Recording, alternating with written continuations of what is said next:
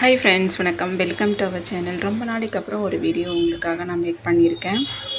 கண்டினியூஸாக வீடியோஸ் எடுத்து போடலாம் அப்படின்னு சொல்லி அப்லோட் பண்ணலாம் அப்படின்னு சொல்லி நினச்சிருப்பேன். ஆனால் முடியாது.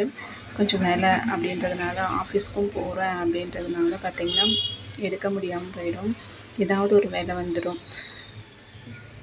இந்த சேனலை ஃபஸ்ட் டைம் பார்க்குறீங்க அப்படின்னா சப்ஸ்கிரைப் பண்ணிக்கோங்க. என்னோட வீடியோ பார்க்குறீங்கன்னா ஒரு லைக் மட்டும் கொடுத்துக்கோங்க. ஏன்னா உங்களோட லைக், உங்களோட கமெண்ட்ஸ் எல்லாமே எனக்கு அடுத்த வீடியோ மேக் பண்ணுறதுக்கு ரொம்பவே மோட்டிவேஷனாக இருக்கும். இந்த சின்ன சேனலை எனக்கு கொஞ்சம் லைக் கொடுத்துட்டிங்கன்னா எனக்கு மோட்டிவேஷன் அதிகமாக இருக்கும். பெரிய சேனலாக மாறுறதுக்கு ஒரு வாய்ப்பாக இருக்கும்.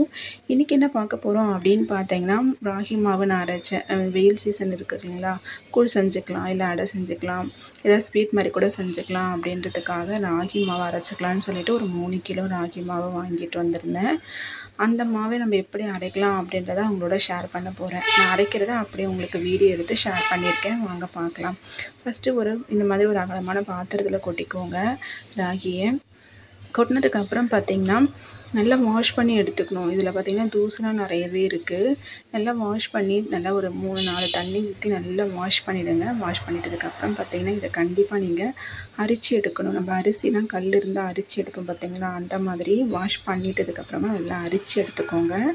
அரிச்சு எடுத்து அதில் மணல், கல் அந்த மாதிரிலாம் அடியில் அப்படியே நின்றுடும். அதை நம்ம எடுத்துகிட்டு இருக்கிறத போட்டு திரும்பவும் நல்லா வாஷ் பண்ணி நம்மளுக்கு தேவையான வாஷ் பண்ணி எடுத்துகிட்டு அதுக்கப்புறமா காய வச்சு அரைச்சி எடுத்து வச்சுக்கிட்டோம்னா நம்மளுக்கு எப்போல்லாம் தேவைப்படுதோ அப்போல்லாம் கூட உளுந்து ஊற வச்சுட்டு அதுக்கு கூட நீங்கள் கலக்கி இட்லியும் கூட சுட்டுக்கலாம். அவசரத்துக்கு நம்மளுக்கு எப்போல்லாம் தேவையோ அப்போல்லாம் நம்ம யூஸ் பண்ணிக்கலாம். இப்போ இந்த மாதிரி ஒரு 3-4 தண்ணி ஊற்றி நல்லா வாஷ் பண்ணி எடுத்துட்டேன். நம்ம லேடிஸ் வீட்டில் இருக்கிறோம் அப்படின்னா பார்த்திங்கன்னா நம்ம ஏதாவது ஒரு வேலையில் நம்ம கண்டிப்பாக இன்வால்வ் ஆகி ஏதாவது ஒரு விஷயத்தை நம்ம தொடர்ந்து செஞ்சுட்டு இருந்தால் மட்டும்தான் நம்மளுக்கு மைண்டு நல்லாவே இருக்கும். டெய்லியுமே நம்ம வெறும் எப்போவுமே செய்கிற ரொட்டீன் வேலையை மட்டுமே செஞ்சிட்டு இருந்தால் நம்மளுக்கு திடீர்னு நம்ம ஒரு நாள் நம்ம யோசிக்க ஆரம்பிச்சிருவோம். நம்ம என்ன பண்ணோம், அதுக்கப்புறம் நம்ம என்ன பண்ணோம், இதே மாதிரி வேலையே மட்டுமே பண்ணிகிட்ருக்கோமே, நம்ம என்ன உருப்படியாக பண்ணோம் அப்படின்னு யோசிக்கும் போது நம்மளுக்கு ரொம்ப மனசு கஷ்டமாயிடும்.